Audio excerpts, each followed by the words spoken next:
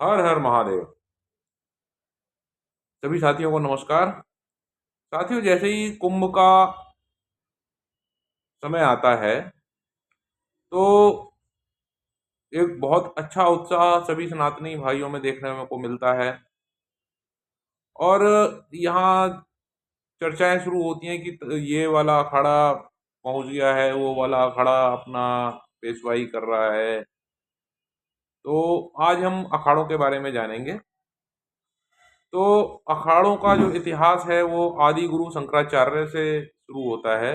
हमारे जो शंकराचार्य गुरु आदि गुरु हुए थे, इन्होंने सनातन के प्रचार प्रसार के लिए और सनातन की रक्षा के लिए मठों की स्थापना करी थी।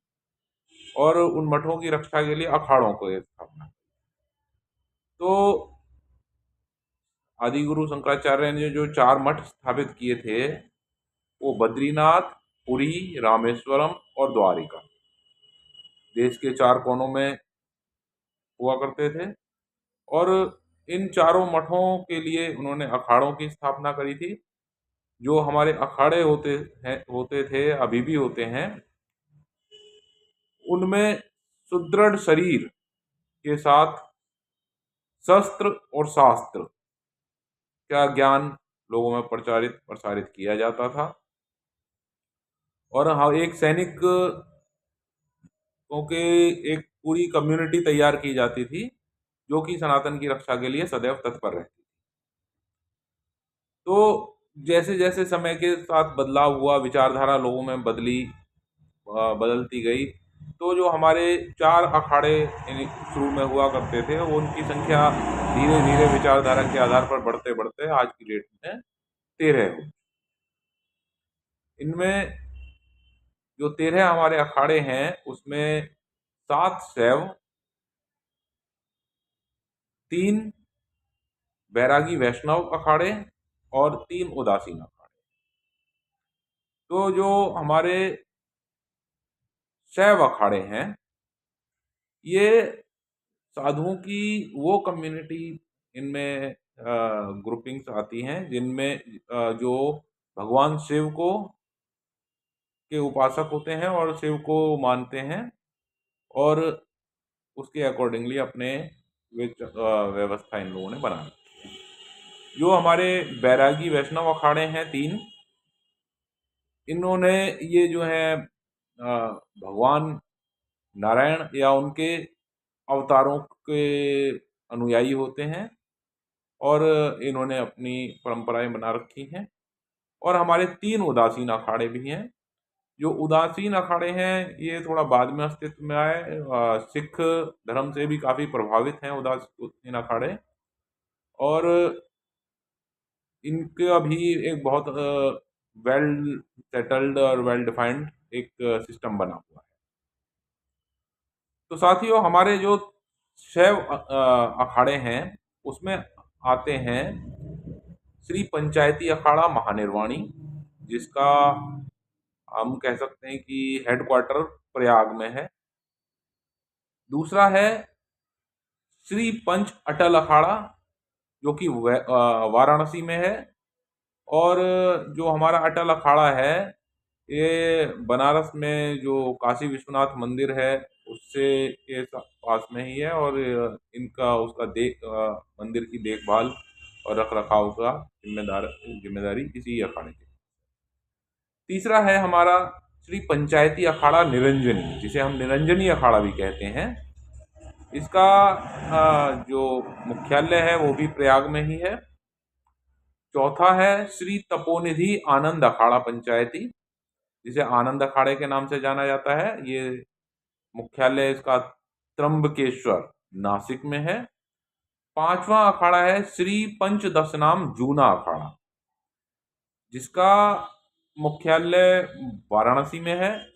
और जो जूना अखाड़ा है इसकी विशेषता ये है कि ये सबसे बड़ा अखाड़ा इसे माना जाता है। सबसे ज्यादा सन्यासी इस अखाड़े से संबंधित हैं।